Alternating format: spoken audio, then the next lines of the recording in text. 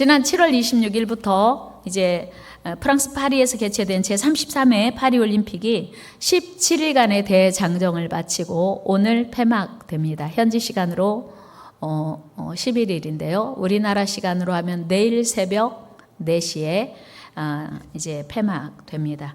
이번 올림픽에서도 어김없이 최선을 다해 경기한 우리 태극전사들의 메달 획득 소식은 우리 온 국민에게 기쁨이요 감격이었습니다.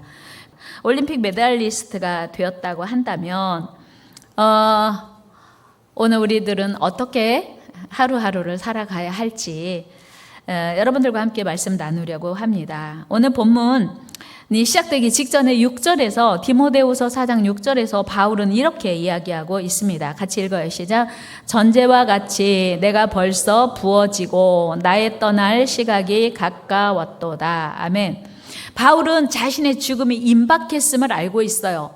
뭘로 비유했냐면 구약시대 때 양을 잡아서 제물을 잡아서 번제단에 올려놓고 마지막에 불 태우기 직전에 점화하기 직전에 포도주를 제물 위에 붓는데 바울은 지금 그러니까 포도주가 부어지면 바로 이제 불이 붙는 거예요. 그래 제물이 다 타는 건데 바울은 지금 자기 삶을 전제와 같이 제단에 올려진 제물 위에 부어진 포도주가 부어진 제물처럼 자기가 지금 그런 상황이라고 하는 거예요. 그러니까 죽기 직전에 그러니까 죽음에 임박했음을 바울은 암시하고 있는 표현입니다. 그리고 이어지는 7절과 8절에서 자신의 인생을 돌아보며 이런 고백을 합니다. 우리 같이 읽었지만 다시 한번 읽어보면 이렇습니다. 읽어요. 시작. 나는 선한 싸움을 싸우고 달려갈 길을 마치고 믿음을 지켰으니 이제 후로는 나를 위하여 의의 면류관이 예비되었으므로 주 곧 의로우신 재판장이 그날에 내게 주실 것이며 내게만 아니라 주의 나타나심을 사모하는 모든 자에게도니라. 아멘. 그러니까 바울은 자기가 지금 죽음이 임박했어요. 제단에 올려진 제물에 포도주가 부어진 것 같이 이제 점화되기 직전의 제물로 자신을 비교해요. 곧 죽을 건데 이제 자기가 두렵거나 무섭지 않은 것은 하나님께서 주실 상이 기대되기 때문이라는 거예요. 왜요? 자기는 믿음을 지키고 살았다. 이렇게 고백하고 있습니다. 그러니까 자기가 지금 죽음이 임박했지만 자기의 삶을 평가하실 하나님 앞에서 의로우신 재판장 앞에서 의의 면류관을 받을 거다 확신하고 있는 거예요. 마치도 올림픽에 출전한 선수들이 나 이번에 금메달 받을 거예요. 사실은 큰 소리 못 치거든요. 왜 그러냐면 변수가 많기 때문에 누가 봐도 이 사람은 금메달 후보다라고 해도 본인이 나 이번에 금메달 딸 수 있어요 라고 자신 있게 말하기가 쉽지 않아요. 그 경기에 어떤 변수가 있을지 모르기 때문에. 그런데 바울은 나는 하나님 앞에 의의 면류관을 받을 수 있다. 확신이 가득한 고백을 하고 있습니다. 여러분 지금 이 고백을 하고 있는 바울의 모습은 어떨까요? 죽음을 앞에 둔 바울은 그동안 자신의 삶에 대한 깊은 묵상에 잠겼을 것입니다. 그는 죽음이 임박했으니 복음을 전하기 위해서 밟았던 수없는 땅들이 머릿속에 지나갔을 것이고 그동안 만났던 수없이 많은 사람들이 머릿속에 파노라마처럼 지나가지 않았을까. 우리 인생은 바울뿐만 아니라 누구라도 예외 없이 고난의 연속이요 싸움의 연속입니다. 지금도 여전히 우리 삶에 계속되는 끊임없는 갈등, 싸움은 뭐예요? 물질과의 전쟁이에요. 아마 우리 생명이 끝나는 날까지 물질과의 전쟁은 아마 끊이지 않지 않을까 싶어요. 성장 과정에 있는 청소년들은 입시와의 전쟁 치러야 하고요. 그 이후로 진로와의 전쟁, 취업과의 전쟁, 그리고 승진과의 전쟁. 그런가 하면 나이와 상관없이 질병과의 전쟁을 우리 모두는 치러야 합니다. 참으로 그 양태도 다양하고 그리고 케이스도 다양합니다.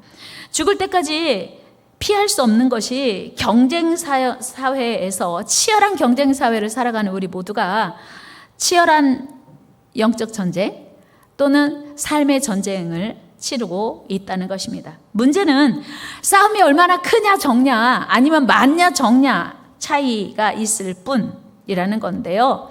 중요한 건 그 전쟁을 누구와 함께 치러 가는가 대단히 중요해요. 어차피 우리가 다 전쟁을 치러야 한다면, 우리가 다 전쟁터에 살아가고 있다면 그 전쟁을 누구와 함께 치러야 할까 하는 것입니다. 올림픽 출전 선수들에게 중요한 게요, 코치와 감독이에요. 그러니까 그 경기를 성공적으로 치르기 위해서 끊임없이 자신들의 그 실력을 향상시키고 기량을 향상시키는 코치와 감독들이 어떤 코치를 만나느냐, 어떤 감독을 만나느냐에 따라서 선수들의 실력이 달라지는 거예요. 마찬가지로 우리 인생 사는 동안 누군가와 싸워야 한다면, 무엇과 싸워야 한다면, 어떤 상황에서 우리가 전쟁을 치러야 한다면 누구와 싸워야 하는가 중요해요. 사랑하는 여러분, 우리 모두 하나님이 함께 하시는 싸움을 싸우는 은혜가 있기를 축복합니다. 하나님과 함께 싸우면 아무리 그 싸움이 커도 또 아무리 횟수가 많아져도 그때마다 하나님과 함께 싸운다면 우리는 능히 전쟁을 이길 수 있다는 것입니다. 여러분, 오늘 본문에서 바울이 고백 중에 뭐냐면 내가 믿음을 지켰다. 믿음을 지켰기 때문에 의의 면류관 받을 수 있다는 거예요. 바울은 그 숱한, 정말 우리가 상상만 해도 야 진짜 바울이 힘들었겠네, 어려웠겠네, 이 많은 어려움을 어떻게 다 감당했을까. 그런데 바울의 고백 속에 우리가 깨달을 수 있는 건 뭐냐면 내가 믿음을 지켰다. 무슨 얘기냐면 하나님과 함께 싸웠다는 거예요. 여러분, 다윗도요 수많은 전쟁을 치렀습니다. 그런데 그 수많은 전쟁 속에서 하나님이 함께 하셨을 때 승리했음을 다윗이 말하고 있습니다. 우리 사무엘하 8장 6절 말씀 같이 읽어요. 시작. 다윗이 어디로 가든지 여호와께서 이기게 하시니라. 아멘. 여러분, 다윗이 참 많은 전쟁을 한 장수예요. 싸움꾼이에요. 그런데 하나님이 함께 하시니 어디로 가든지 누구를 만나든 이기게 하셨다고 하는 거예요. 이 은혜가 여러분들에게 있기를 축복합니다. 뿐만 아니고 아브라함도, 이삭도, 야곱도, 여호수아도, 모세도 하나님이 함께 하실 때 반드시 승리했다는 거예요. 여호수아 10장 14절 말씀 같이 읽어요. 시작. 여호와께서 사람의 목소리를 들으신 이 같은 날은 전에도 없었고 후에도 없었나니 이는 여호와께서 이스라엘을 위하여 싸우셨음이니라. 아멘. 여러분, 표면적으로는 아말렉과 여호수아가 같이 싸운 거예요. 그런데 사실은 하나님께서 여호수아를 위하여 싸워주셨다고 하는 거예요. 여러분, 우리가 주님 앞에 부름받을 때까지 전쟁을 치러야 한다면 우리의 인생에 하나님이 함께 싸워주시는 은혜가 있기를 축복합니다. 아멘. 그런가 하면 우리 예수님께서도 사단과의 영적 전쟁을 통과하셨습니다. 십자가 지기까지 금식하시면서, 예수님 공생애를 시작하고 금식하시면서부터 십자가 지시기까지 계속해서 영적 전쟁을 치르셨습니다. 예수님을 넘어뜨리려는 수많은 세력들과 싸우셔야 했습니다. 예수님의 제자들도 마찬가지였지요. 그렇다면 이제 우리 차례예요. 우리 차례. 여러분, 우리가 싸워야 하는 전쟁은 올림픽과 같이 때로는 금메달, 때로는 은메달, 아니면 동메달, 아니면 이번에는 노메달이어도 4년 후에 다시 도전하면 되지. 아니에요. 우리의 싸움은 매 순간 이겨야 돼요. 이번 올림픽에서 메달을 획득하지 못한 선수들은 4년을 이를 갈면서 아마 기량을 이제 채워갈 것입니다. 우리는요, 매 순간 이겨야 돼요. 4년 후가 아니라 8년 후가 아니라 매 순간 싸워야 된다고 하는 거예요. 우리의 전쟁은 하나님이 원하시는 전쟁이요, 하나님이 허락하신 전쟁이요, 하나님이 함께 하시는 전쟁이기 때문이에요. 그래서 우리의 승리는요, 믿음으로만 가능합니다. 하나님과 함께 할 때만 승리가 가능해요. 여러분, 우리의 싸움에 심판자 되시는 분은 오직 하나님이십니다. 그러니까 내가 열심히 싸웠는지, 최선을 다해서 싸웠는지 하나님이 도와주시기도 하시지만 심판하기도 하신다고 하는 거예요. 여러분, 때로 올림픽 판정을 보면 오판이 있어요. 김연아 선수가 소치 올림픽에서 은메달을 받았어요. 사실은 세계 모든 사람이 야 누가 봐도 김연아 선수가 1등이다. 금메달이다. 그런데 이제 러시아에서 올림픽을 개최하기도 했고 그래서 심판의 그 부적절한 그런 그 평점으로 은메달을 받을 수밖에 없었어요. 그러니까 심판의 오심을 인정하면서도 어쩔 수 없이 부당하지만 억울하지만 인정할 수밖에 없는 거예요. 그러나 우리 하나님은요 실수가 없으신 심판자 되시는 줄 믿습니다. 우리 하나님은 한치의 오차도 없는 심판하고 계시는 거예요, 우리 삶을. 그런데 그 하나님께서 마지막 날 우리에게 면류관을 주신다고 바울은 확실히 선포하고 있는 거예요. 여러분 다 아시는 것처럼 올림픽 선수들이 메달을 획득하잖아요. 어떤 사람은 1개, 어떤 사람은 2개, 3개, 4개, 아니면 어떤 사람은 4년에 1번, 올림픽 1번, 2번, 3번, 이렇게 해서 어느 정도 시간이 지나고 체력이 이제 한계가 느껴지면 은퇴하기도 해요. 은퇴를 선언하고 후진 양성을 하고 다른 일을 하기도 하지만 우리의 싸움은, 우리의 영적 싸움은, 우리의 신앙의 싸움은, 믿음의 싸움은 은퇴도 없고 휴식도 없습니다. 오직 주님이 부르시는 그날까지 쉼없이 달려가고 끝까지 힘써 싸워야 된다고 하는 거예요. 오늘 그 모세를 보니까 주님이 부르시는 그날까지 힘써 싸워야 된다고 하는 거예요. 한번 해볼까요? 우리의 싸움은 은퇴도 없고 쉼도 없다. 믿습니까? 하나님이 부르시는 날 끝나는 거예요. 우리의 싸움은. 여러분 하나님이 부르시면요 더 하고 싶어도 놓고 가야 돼요. 하나님이 부르시면 더 할 수 있는 힘이 있어도 놓고 가야 돼요. 사실 모세는 느보산에서 하나님 부르심 받았습니다. 그러나 그때 모세의 마음이 무엇이었습니까? 모세는 가나안에 들어가고 싶었어요. 그 땅을 밟아보고 싶은 거예요. 하나님이 이스라엘 백성들에게 약속하신 젖과 꿀이 흐르는 그 아름다운 땅, 그 약속의 땅을 들어가고 싶었어요. 그리고 모세는 충분히 들어갈 수 있는 체력도 됐습니다. 우리 신명기 34장 7절 말씀 한번 같이 읽어요. 시작. 모세가 죽을 때 나이 120세였으나 그의 눈이 흐리지 아니하였고 기력이 쇠하지 아니하였더라. 아멘. 여러분들 이런 은혜 받으시기를 축복합니다. 주님 부르심 받는 그날까지 기력도 있었고 하나님의 뜻을, 하나님의 음성을 들을 수 있는, 하나님과 교제할 수 있는 영적 파워가 있었다는 거예요. 그런데 하나님이 그 힘도 세고 건강도 문제없고 가나안 들어갈 수도 있고 본인도 가고 싶었는데 하나님이 안 돼. 그게 모세 끝나는 날이었어요.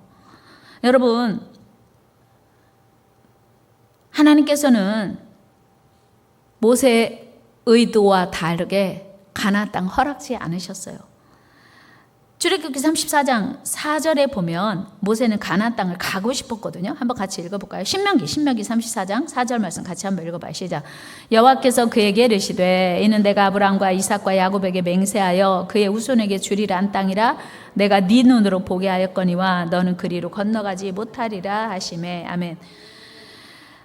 모세가 가고 싶었던 그 땅에 하나님은 안 돼라고 하는 거예요. 그래서 가나안 땅이 내려다 보이는 모압 거기서 죽었거든요. 여러분 우리는 내 스케줄대로 따라 사는 게 아니랍니다. 우리 인생은 내 스케줄대로 펼쳐지는 게 아니에요. 우리는 하나님의 스케줄대로 사는 거예요.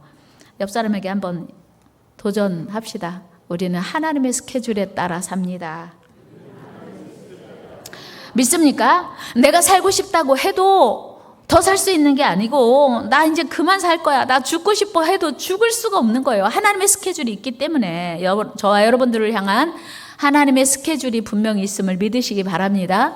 그러니까 그 스케줄에 따라 사는 게 가장 행복하게 기쁘게 멋지게 사는 거예요. 우리 생명은 죽는 것도 사는 것도 오직 하나님께 있습니다. 마찬가지로 우리의 사명도 마찬가지예요. 내가 더 하고 싶다고 더 할 수 있는 것도 아닙니다. 내가 하기 싫다고 그만 끝내고 포기할 수 있는 것도 아닙니다. 우리 생명과 우리의 사명, 우리의 직분은 오직 하나님께 있기 때문이에요. 가끔씩 목사님 저 성가대 그만할게요. 목사님 저 목자 그만할 거예요. 저 교사 그만할 거예요. 목사님 저 주방 어려워요. 물론 주방이나 뭐 체력이 한계가 있는 건 어쩔 수 없어요. 그러나 사실은요, 우리의 사명은, 우리의 직분은 내가 하고 싶다고 하고 하기 싫다고 안 하는 게 아니거든요. 우리의 직분이나 사명은 분명히 하나님께서 맡기신 것입니다. 그러므로 모든 결정은 내 기준이 아니고 하나님의 기준에 맞게 해야 돼요. 한번 또 할까요? 하나님의 기준에 맞게 삽시다. 아멘. 그러니까 내 안에 어떤 생각이 들어오면 이게 하나님의 기준이 맞은가? 이 생각을 늘 해야 된다고 하는 거예요. 우리의 생명의 주인이신 하나님만 우리 삶을 심판하시기 때문입니다. 이번 올림픽 선수들 중에서 특별히 메달을 획득한 선수들 중에는 손에 붕대를 감고 경기하는 친구들도 있더라고요. 무릎에 붕대를 감고 출전하는 선수들도 있더라고요. 여러분, 손이나 다리에 붕대를 감았다는 건 무엇입니까? 그것은 크고 작은 부상이 있다든지 뭔가 이 작은 문제라도 있다는 뜻 아니겠습니까? 그런데 그럼에도 불구하고 손에 붕대를 감고서라도, 무릎에 붕대를 감고서라도 출전하는 이유가 뭐예요? 그것은 그들이 국가대표팀으로 선발되었고, 국가대표팀으로 선발된 이상 사명을, 그 막중한 부담을 안고서라도 책임을 감당해야 하기 때문이에요. 기왕에 올림픽 선수로, 출전 선수로 발탁이 되었다면 어떤 상황에서라도 잘 싸워서 메달을 획득해야 한다는 책임감, 사명감, 부담감이 있기 때문이에요. 그렇다면 오늘 우리는 어떨까요? 오늘 본문에서 사도 바울은 분명히 하나님 앞에 서는 날 반드시 하나님께 받을 면류관에 대해서 확신과 소망을 선포하고 있습니다. 여러분, 하나님께서 오늘 우리에게 이 귀하고 복된 삶을 허락하신 이유가 무엇일까요? 오늘 내가 지금 살고 싶어서 살고 있다 생각하시는 분 계세요? 아니에요. 천만의 말씀이에요. 하나님이 뜻이 있어서 살게 하신 줄로 믿습니다. 그래서 우리는 허투루 보내는 시간이 없어야 돼요. 물론 요즘 날씨가 너무 더워서 휴가를 가는 것은, 이건 쉬는 게 아니에요. 게으르다는 게 아니고 더 많이, 더 빨리, 더 잘 달려가기 위해서 재충전하는 시간이지요. 그러나 아무 의미 없이 흘려보내는 게으르고 나태한 시간이 있다면 하나님 앞에 이것은 사명을 감당하지 못하는 불순종이라고 하는 거예요. 날씨가 너무 더우니까 우리가 몸으로 할 수 있는 건 없겠지만 찬양을 듣거나 기도하거나 말씀을 듣거나 우리가 시원한 상황에서 할 수 있는 것들은 해야 된다고 하는 거예요. 우리의 영혼의 성장을 위해서, 또 하나님이 맡겨주신 사명을 위해서. 여러분, 주님이 부르시는 그날까지, 주님을 만나는 그날까지 우리의 시간은 너무나 소중하고 너무나 귀하다는 것을 여러분 잊으시면 안 됩니다. 그래서 어떤 순간도 게으름을 부리거나 나태한 상황에서 보내면 안 된다고 하는 것입니다. 여러분, 우리의 마지막 날은 사실 가장 슬픈 날일 수 있고 가장 두려운 날일 수 있고 가장 아픈 날일 수 있어요. 여러분, 우리가 이 세상을 떠나는 날, 가족들과 헤어지니까 슬픈 날일 수 있어요. 성도들과 다시 볼 수 없으니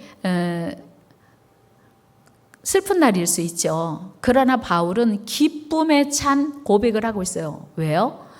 이 세상에서의 모든 수고를 그치고 상 주시는 하나님을 만나는 기대 때문이었어요. 사실 바울은 그렇게 죽음에 대해서 고통스럽고 두렵게 생각하지 않습니다. 기뻐하고 있어요. 그리고 자기가 하나님 앞에 드려지는 순전한 희생제물처럼 자신의 남은 삶을 기꺼이 산제물로 드리겠다고 고백하고 있습니다. 여러분, 하나님을 위해서 사는 삶은 결코 슬프거나 고통스러운 일이 아니라고 바울은 고백하고 있어요. 하나님이 다 상으로 갚아주실 것이기 때문이에요. 죽음 앞에 서 있는 바울에게 죽음은 두려움이 아니라 슬픔이 아니라 희망과 기쁨과 소망의 날임을 선포하고 있습니다. 참 멋진 모습이지요. 죽음에 대해서 이와는 또 다르게 표현한 사람들의 이야기를 들어보면 참 비교되는데요. 영국의 무신론자였던 토마스 홉스는 이렇게 말한 바 있습니다. 나는 암흑 속으로 두려운 도약을 한다. 또 프랑스의 무신론자인 볼테르는 이렇게 말했습니다. 나는 하나님과 인간으로부터 버림을 받았다. 나는 이제 지옥으로 가게 될 것이다. 그런가 하면 프란시스 누포트경은 오 끝없이 영원한 저 영원, 오 참을 수 없는 지옥의 번민이요. 괴로워하고 부르짖는 이 사람들이 알고 보면요, 하나님은 없다 하고 살았는데 지옥이 있음을 인정하는 거 보니까 무신론자가 아니고 불신자였음을 우리는 알게 됩니다. 이런 고백들이 주님에 대한 믿음이 없고 천국 소망이 없는 자들의 마지막임을 우리는 듣게 됩니다. 이들의 고백 속에서 우리는 그 어떤 확신도 없고 당당함도 없고 미래에 대한 소망도 없음을 알게 됩니다. 오직 두려움과 그리고 아쉬움만 가득함을 봅니다. 여러분, 끝없는 경쟁 사회에서 얼마나 힘들고 어렵게 사십니까? 그러나 우리 모두는 생의 마지막 순간이 올 것입니다. 그때 여러분들은 어떤 말을 하실 것 같습니까? 생의 마지막 순간에 어떤 말을 하고 싶으십니까? 저는 죽음을 참 많이 생각해요. 나는 죽는 순간 가장 성령 충만했으면 좋겠다. 그런 간절함이 있어요. 여러분들 그렇게 되기를 축복합니다. 정신이 또렷해서 정말 하나님을 사랑한다고 고백하고 날 만드셔서 이 세상에 보내시고 사용하시고 부르시는 주님을 찬양하며 이 세상을 떠나고 싶어요. 그리고 사랑하는 자녀들에게, 성도들에게, 그리고 사랑하던 많은 사람들에게 하나님만 우리 인생의 가장 귀하신 분이라고 말하고 떠나고 싶어요. 여러분은 죽음 직전에 야, 나 가기 싫어. 나 더 살아야 되는데. 나 잘못 살았어. 이제 기회가 있다면 다시 살 거야. 이렇게 후회하고 인생을 마무리하는 게 아니라 바울처럼 야, 하나님이 날 위하여 생명의 면류관을 준비하셨으니 나 빨리 가서 하나님의 심판대 앞에 서야겠다. 이렇게 말할 수 있는 저와 여러분 되기를 축복합니다. 천국에 대한 확신, 그리고 주님께 헌신한 충성에 대한 상이 우리 안에 확실하다면 죽음은 결코 두렵거나 아쉽지만은 않을 거라는 생각입니다. 여러분, 천국의 메달리스트가 될 확신과 소망으로 남은 삶을 살아가시길 바랍니다. 여러분, 신앙은 언제든지 포기할 수 있는 액세서리가 아니에요. 같이 해볼까요? 큰 소리로. 신앙은 언제든지 포기해도 되는 액세서리가 아니다. 여러분, 액세서리는요, 내가 선택을 했잖아요. 안 어울리는 것 같아. 언제든지 버릴 수 있어요. 바꿀 수 있어요. 여러분, 신앙생활은 그렇게 언제든지 쓰고 버리는, 선택에서 제외되면 그뿐인 액세서리가 아니라는 것입니다. 매 순간 최선을 다하여 믿음을 지키는 저와 여러분 되기를 축복합니다. 여러분, 바울이 오늘 이렇게 하나님 앞에 주님 만날 것이 기대되고 주님 만날 것이 기쁨이고 소망이 되는 이유는 바울의 삶에 시련이 없어서가 아니라, 고난이 없어서가 아니라 최선을 다해서 살았기 때문이라고 바울은 고백하고 있습니다. 여러분, 우리 모두 주님의 부르심을 받을 거거든요. 그날 주님 앞에 최선을 다하여 드렸던 충성과 헌신 때문에 상 받을 것을 기뻐하고 기대하며 주님 앞에 가는 저와 여러분 되기를 축복합니다. 바울은 이런 고백했어요. 사도행전 20장 24절 같이 읽어요. 시작. 내가 달려갈 길과 주 예수께 받은 사명 곧 하나님의 은혜의 복음을 증언한 일을 마치려 하면은 나의 생명조차 조금도 귀한 것으로 여기지 아니하노라. 아멘. 이렇게 최선을 다해 살았으니 하나님 만날 날이 기대되지 않겠어요? 얼마나 하나님 만날 날이 기뻤겠습니까? 우리 모두 바울처럼 자랑스러운 천국의 메달리스트들이 다 되는 저와 여러분 되기를 주의 이름으로 축원합니다.